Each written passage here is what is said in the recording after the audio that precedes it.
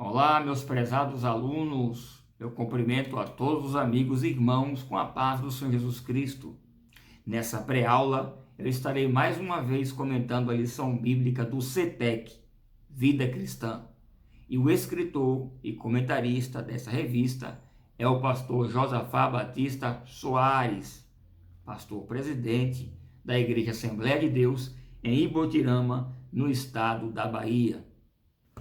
Bem, o pastor Josafá foi o fundador do maior congresso da Escola Bíblica Dominical no estado da Bahia, na cidade de Camaçari, região metropolitana de Salvador.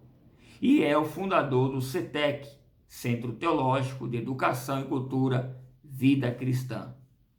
Essa nossa lição, inclusive, escrita e comentada pelo pastor, que está aqui em minhas mãos, sempre mostro para os irmãos, é o nosso material pedagógico e teológico da nossa escola bíblica deste trimestre.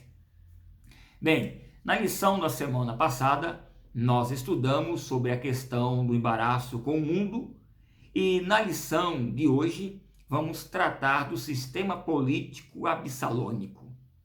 E embora Absalão tivesse manipulado o seu caminho para chegar diante do rei Davi, Absalão ainda não estava satisfeito e, portanto, lançou-se a minar a autoridade do pai. A princípio, Absalão obtinha sucesso porque tinha grande habilidade teatral, além de um talento nato para o carisma e uma perfeita beleza estética. Então, junto a essa movimentação populista, ele ainda inovou, aparelhou carros e cavalos e 50 homens que corressem na frente dele. Essa foi uma jogada de marketing inovadora para a ocasião. Isso porque a topografia de Jerusalém era muito inadequada para os carros e cavalos. Então, essa ideia de usar os cavalos dessa maneira fez com que ele tivesse um corredor livre e destacasse-se dos demais. E os 50 homens que corriam na frente de seu carro faziam uma espécie de trabalho de batedores, impedindo que o carro de Absalão se desgovernasse no acidentado terreno de Jerusalém. E tudo isso promovia um grande espetáculo. O político Absalão tinha um plano pré-determinado e ele não possuía escrúpulos para pôr em ação. Note que ele se levantava cedo, um claro sinal aqui de perspicácia e diligência. Então, ficava em um ponto estratégico da cidade, próximo de uma porta, recebendo as pessoas, a todos que passavam. Dessa forma, ele despertava uma atenção, demonstrando gentileza, principalmente pelos que vinham do interior para a capital, em Jerusalém.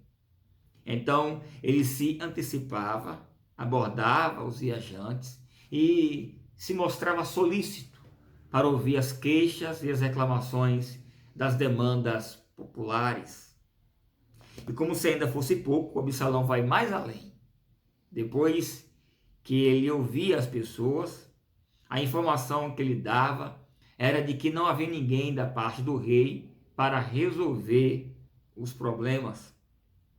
Essa era uma jogada suja de Absalão, porque ele desinformava e enganava os súditos do próprio pai.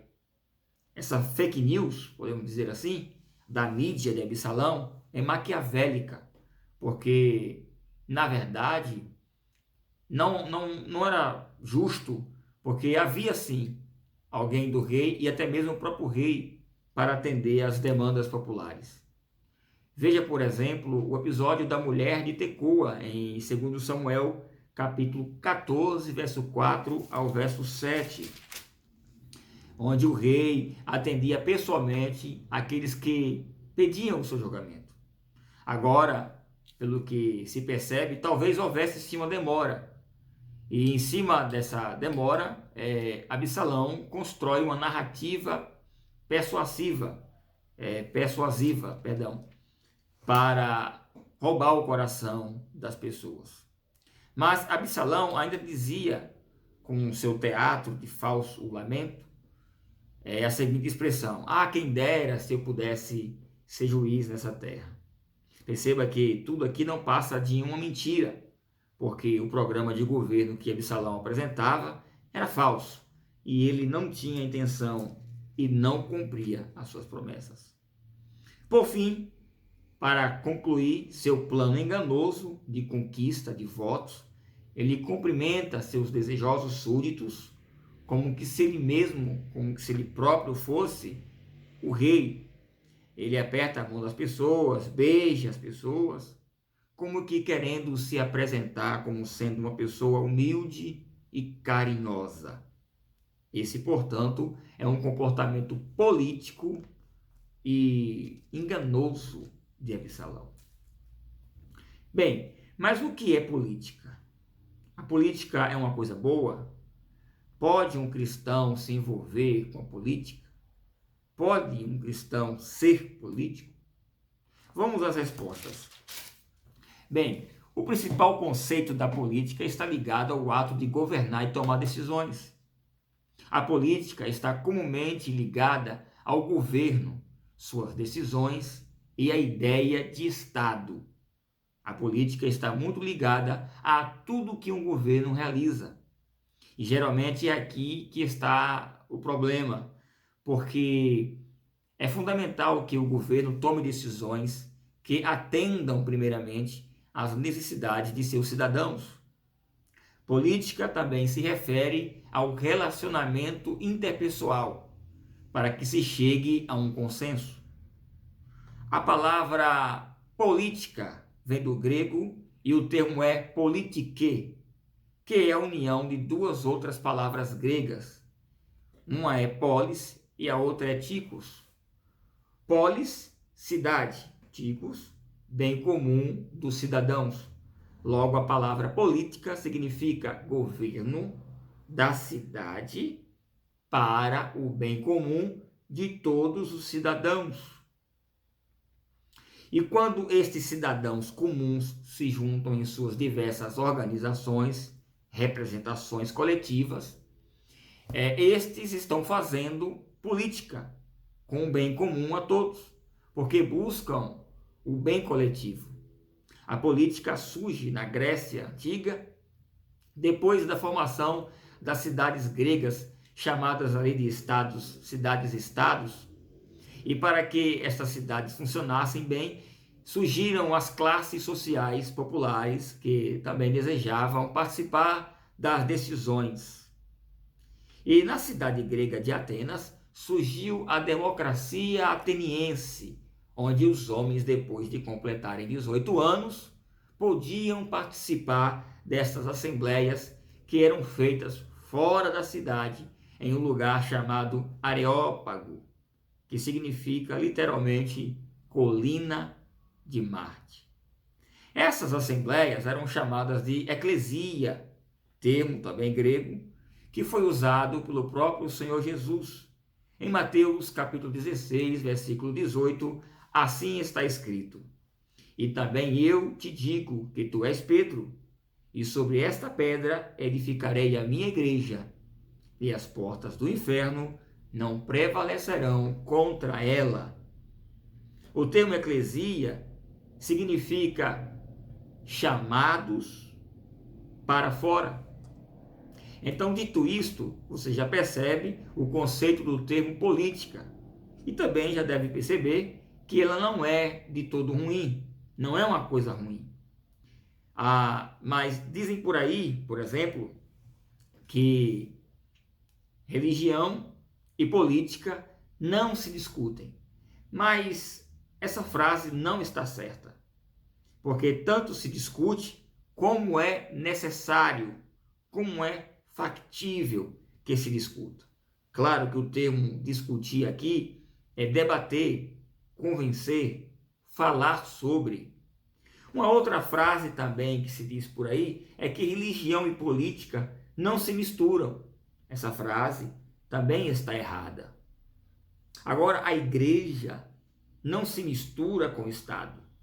A igreja é uma coisa, o Estado é outra. Entretanto, a igreja e o Estado andam juntas. Por quê? Porque crenças e valores das pessoas não podem ser descartadas por causa de uma falsa alegação de que é ato religioso. Se as pessoas professam religião, logo o Estado sofrerá a influência dessas crenças. Valores que representam a cultura e o estilo da vida de um povo. Esses valores irá surgir nos debates e nas assembleias. Será votado e virará lei. Até porque o Estado só existe porque existem pessoas. A ideia de Estado laico, laico que vem do leigo, ou seja, o oposto ao clérigo, o oposto ao sacerdote, isso quer dizer que o Estado não é sacerdotal, não é religioso. Mas a ideia aqui é que o líder civil não é necessariamente um líder religioso. Também o líder religioso não deve necessariamente ser um líder civil. Mas isso não significa que um pastor, por exemplo, não possa concorrer a um cargo político ou cargo público eletivo, seja ele qual for. Eu, por exemplo, não acho razoável que um pastor abandone o ministério pastoral para ser político. E isso por questões apenas pessoais que, penso eu, ligadas à sua vocação e ao seu chamado. Mas, porém, o fato do indivíduo ser pastor, por exemplo, não tira dele a sua cidadania e tampouco os seus direitos políticos. E, diga-se de passagem, existem muitos pastores que se candidataram, foram eleitos e têm feito um bom mandato. Bem, o Estado, por ser laico, não significa que ele deve abrir mão de feriados, por exemplo, feriados religiosos, como a Páscoa, ou revisar nomes cristãos dados às cidades, como querem os movimentos da esquerda radical. Desprezar isso é desprezar a cultura histórica do cristianismo ocidental. Então, meus irmãos, é possível, sim, é possível ser um cristão e ser um bom político. Inclusive, é necessário que o cristão se atente aos programas de governo que muitos políticos apresentam para que, por causa da ignorância, não caia em uma armadilha e entregue seu voto para um sistema político absalônico que milita contra os valores cristãos. E para o nosso exemplo bíblico, por exemplo, eu posso citar aqui nomes diversos de homens e mulheres na história da Bíblia que foram grandes servos de Deus e, ao mesmo tempo, exerceram grandes mandatos políticos. Por exemplo, José no Egito, o próprio rei Davi é um dos exemplos aqui e também personagem-chave da nossa revista. Débora, Esther, o profeta Daniel em Babilônia, Neemias, José de Arimateia e muitos outros. Bem, veja o que a Bíblia diz em Provérbios capítulo 29, versículo 2. Assim está escrito: quando os justos governam, o povo se alegra, mas quando o ímpio domina, o povo geme. Veja ainda Romanos capítulo 13, versículo 1. Assim está escrito: toda alma esteja sujeita às autoridades superiores, porque não há autoridade que não venha de Deus, e as autoridades que há foram por ele ordenadas. Bem, e para aqueles que ainda insistem em dizer que o cristianismo e a política não se misturam, veja bem, o cristianismo é a principal tradição do mundo ocidental livre. Você sabia disso? Você sabia que é do cristianismo e não de nenhum ideólogo progressista ateu o pensamento da proteção à vida, a proteção dos direitos humanos, da valorização da mulher, da criança, do idoso e da família? e do casamento? Você sabia que as maiores universidades do mundo, por exemplo, foram fundadas, foram criadas pelos cristãos, pelos protestantes, pela tradição cristã? Na Reforma, por exemplo, você sabia que é da Reforma a ideia de promover o ensino nas escolas públicas? As escolas públicas foram criadas pelos cristãos. Você não sabia disso, não? Fica sabendo agora. Você sabia que foi a Reforma Protestante que marcou a passagem do mundo medieval para o mundo moderno? E para encerrar, o autor da nossa revista aqui, né? Ele nos fala das similaridades das atitudes de Absalão com os maus políticos atuais. E o grande paralelo comportamental é que, assim como Absalão tinha como principal programa de governo destruir o que por Deus havia sido estabelecido, no caso aqui o trono do rei Davi, justamente por isso, porque ele queria subverter, porque era rebelde e era o plano de governo dele. Assim também hoje estamos vendo a olhos nus, de maneira escancarada, um programa de política mundial que tem o mesmo espírito de Absalão, que tenta subverter, destituir aquilo que por Deus foi constituído. Como nós vimos na lição passada, o rebelde é alguém que está insatisfeito com aquilo que lhe foi dado. Hoje vivemos uma verdadeira luta, um verdadeiro ataque sistemático, paulatino e progressivo contra o cristianismo.